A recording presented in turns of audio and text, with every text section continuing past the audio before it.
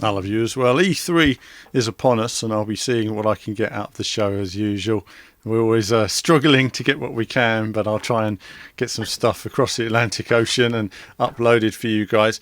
Of course, I've also got conference videos. I like to do these shortened conference videos. I didn't do them last year, working on those now. So if you've missed the conferences, don't worry. I'll have some in a nutshell versions coming up for you, which will feature everything in those conferences.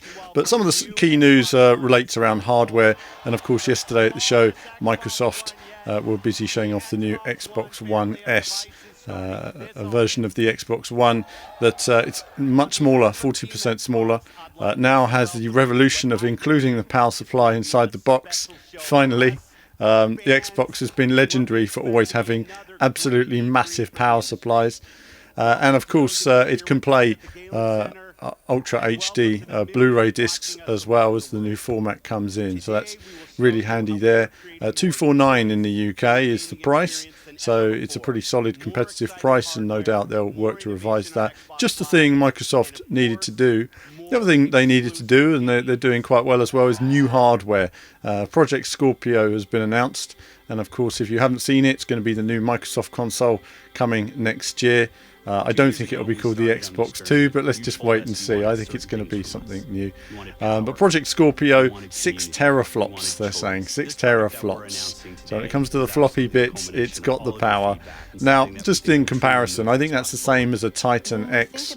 And I know people always compare it to a PC, and they always say, ooh, this £1,000 graphics card, it can do that already. Well, yes, but it is a £1,000 graphics card, and then you need a big box to put it in, and a big power supply, and lots of RAM and all that sort of stuff. So comparing it to PCs, I always find is never works as a direct comparison. So we see some developers in the video, and I'll mention this probably in the conference bit, talking about how amazing that power is and what they can do.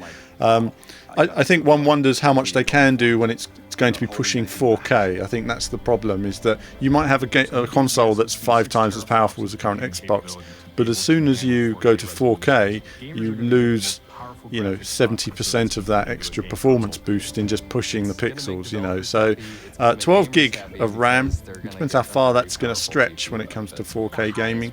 But either way, this is the right thing that Microsoft needed to do. Get rid of the Xbox One, revise it, and bring in some new hardware that's more powerful than the new Neo. And it's disappointing, I think, that the Neo wasn't shown. And you have to ask, why wasn't it shown? Is it because Sony have looked at the specs of the Scorpio and thought, damn, where we've had a performance advantage, now Xbox Scorpio is going to have the performance advantage, and that's how you need to work it. You always need to be bringing out the most powerful console. I think Sony have sort of played it safe, with the Neo. I think it's a good thing. They're dominating the market. I can't see that changing even with the Xbox Neo, but I can say that if the new Scorpio is Project Scorpio is as powerful as they say it is, and you see a radical difference in terms of performance, then obviously that'll be good for Microsoft. The other thing they announced, of course, with the Xbox One S is the new controller. It has better wireless range, apparently, not that I ever had a problem, and grippy controller bits, which is all well and good, but I still don't like, where is it?